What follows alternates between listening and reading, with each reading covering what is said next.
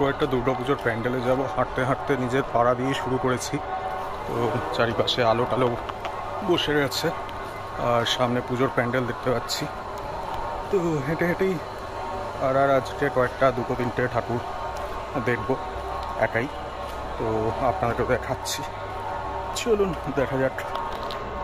তো এইটা হচ্ছে সুইটল্যান্ড পাড়ার ঠাকুর, এটা দিয়ে শুরু করছি। সুইটল্যান্ড পাড়া, এখানে একটা পার্ক আছে আর তার সামনে এইখানটায় ঠাকুর, মানে এখন আরতি হচ্ছে, মন্ত্র পাঠ হচ্ছে।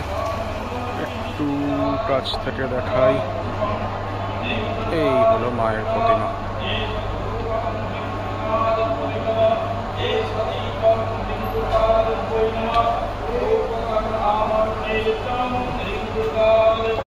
তো সুইটল্যান্ডের ঠাকুর দেখে এবার আমরা দেখতে যাব ব্যান্ড প্লটের ঠাকুর।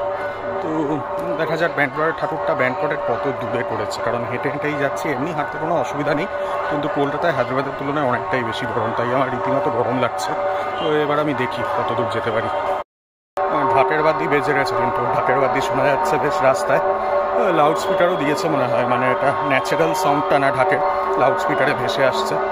ভালোই লাগছে, একটা আবহ হয়েছে সন্ধ্যেবেলা, এই ঢাকের বাদ্যি শুনে কিছু একটা এনার্জি পাওয়া যাচ্ছে।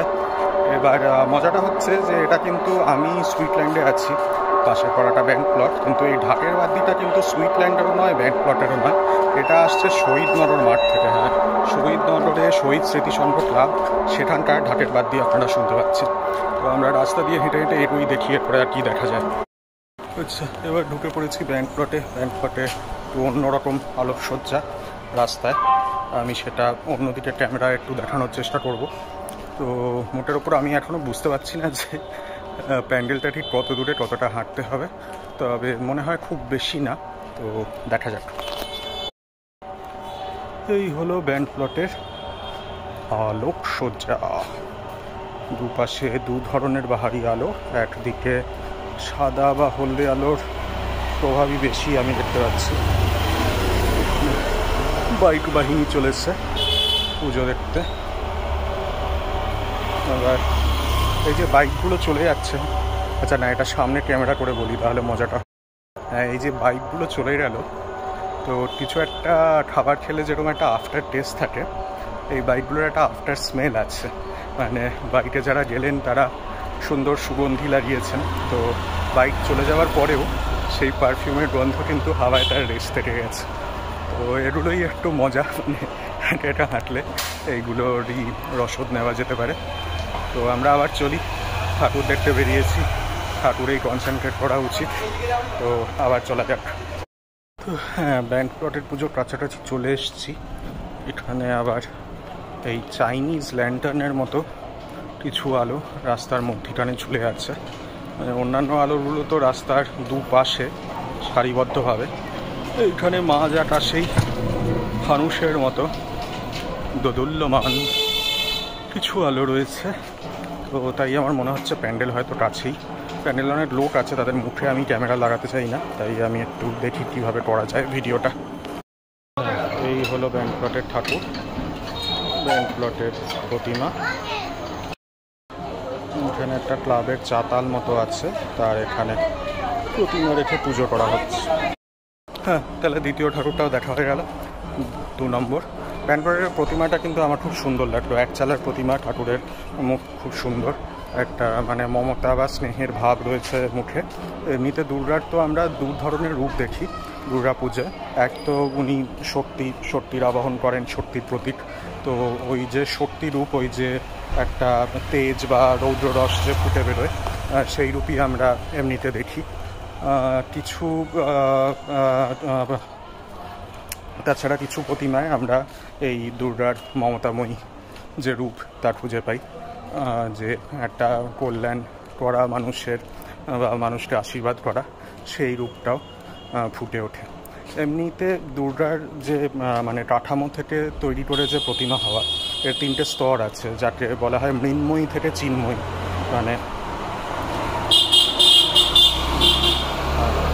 এই বাইকের উপদ্রবের জন্য একটু থামলাম। তো মৃন্ময়ী থেকে চিন্ময়ী, এই যে 3টে স্তর, এটা যা হয় আর কি, প্রথমে খড়ের কাঠামো, তৈরি হয় খড়ের কাঠামোর ওপর, তারপরে মাটির প্রলেপ লাগানো হয়।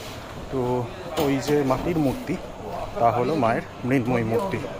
এবার মাটির মূর্তিতে তারপরে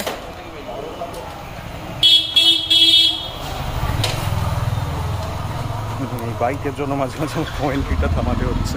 তো এই মাটির মূর্তির ওপর তারপরে আর কি পেন্ট করে, রং করে, কেশসজ্জা, তার রণসজ্জা, নানা রকম জিনিসে সজ্জিত হন মা। তো ওই মৃন্ময়ী থেকে অবশেষে যে রূপটা আমরা সামনে দেখতে পাই, যখন আমরা প্যান্ডেলে যাই বা পুজো করতে যাই অঞ্জলি দিই, যে রূপ দেখি তা হলো মায়ের চিন্ময়ী রূপ।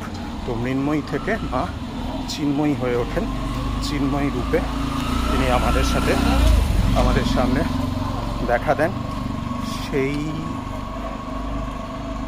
জিনিসটাই কিছুটা আর কি রয়েছে, তব অচিন্ত তব মহিমা, ওই যে গানটা আমরা মহালয়ে শুনি, তব অচিন্ত। তো সেইখানে এই রূপের কথাটা কিছুটা ধরা রয়েছে। তো হ্যাঁ, দুটো ঠাকুর দেখা হয়ে গেল।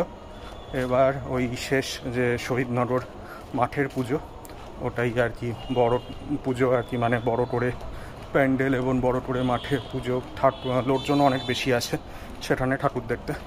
তো এবার সেইটা দেখার চেষ্টা করবো। জানি না ওখানে কতটা ভিড় আছে, কতটা ভিডিও করতে পারবো, কিন্তু বেরিয়ে যখন পড়েছি চেষ্টা তো করবেই ভাই, উইল ট্রাই। মাঠে যাওয়ার পথে একটা এরম বাচ্চাদের খেলার পার্ক পড়ে। ওই পার্কের পাশ দিয়ে একটা ছোট এক চিলতে গলি আছে, সেই গলি পেরিয়ে মাঠে পৌঁছাতে হবে। এখানে বেশ অনেক লোক, অনেকটাই ভিড়, এবং যাতে কেউ অস্বস্তিতে না পড়ে আমি কারোর মানে মুখের মধ্যে ক্যামেরা ধরতে চাইছি না, তাই আমি একটু কনসিয়াসলি এখানে ভিডিওটা করব। যাই হোক, প্যান্ডেল দেখা যাচ্ছে, প্যান্ডেলের এক চিলতে ঝলক, আর একটু কাছে এগোই, তারপরে সামনে ক্যামেরায় আমি রেকর্ড করব। এসে গেছি, এই হলো প্যান্ডেল। এবার আমি ভিডিও করতে করতে এগোবো, কথা হয়তো কম বলতে পারবো, ভিডিওটা হবে।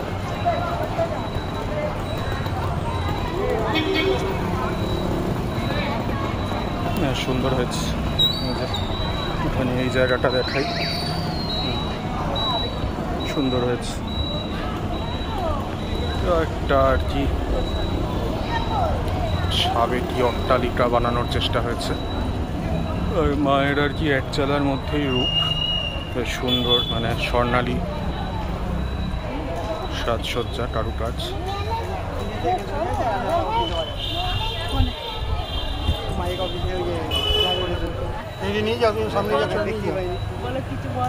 দেখতে পানি আমাকে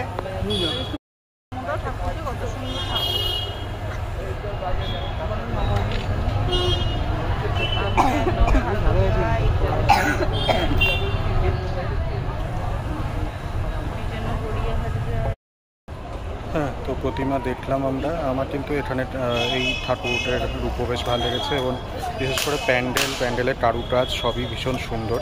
একটা বাঙালির যে সাবেকি আনা একটা সাবেকি পরিবেশ, সেটা গড়ে তোলার চেষ্টা করা হয়েছে। এবং মণ্ডপ আর কি একচালা স্টাইলেই, কিন্তু একটা স্বর্ণালী কারুকাজ রয়েছে। এবং দেবীরও মুখ এখানে আর কি কল্যাণকামী দেবীর মুখ আর কি, শান্তির প্রতীক, দেবী কল্যাণের প্রতীক, সেই রূপটি তুলে ধরা হয়েছে। আর হ্যাঁ, প্যান্ডেল খুব বিশাল বড় আর কি, প্যান্ডেল খুবই উঁচু আর কি, কতটা বলবো, সাততলা বাড়ির সমান উঁচু হবে এই প্যান্ডেল। তো হ্যাঁ, তিনটে পুজো দেখলাম, তিনটেই বেশ ভালো লাগলো। আর শহীদনগর হলো আমার পাড়ার পুজো, আমি এই ক্লাবে এখানেই অঞ্জলি দিতে আসি। তো নিজের পাড়ার পুজোটা যেহেতু বেস্ট হয়েছে, তাই জন্য কিছুটা আর কি ভাল লাগছে। অন্যান্যবার অনেক সময় এই পুজোটা একটু অন্যরকম ঘেরা পরিবেশ থাকে, এবার একদম উন্মুক্ত পরিবেশ, তার জন্য আরও ভালো লাগছে। মানে আমার একটু খোলামেলা পরিবেশ ভালো লাগে আর কি, চাপা ভালো লাগে না। তো এই ছিল আজকের পুজোর ওয়াকিং ব্লগ। তো আশা করি ভালো লাগলো সবার, আর না ভালো লাগলেও watch anything else and do whatever you want to do, man. Bye bye.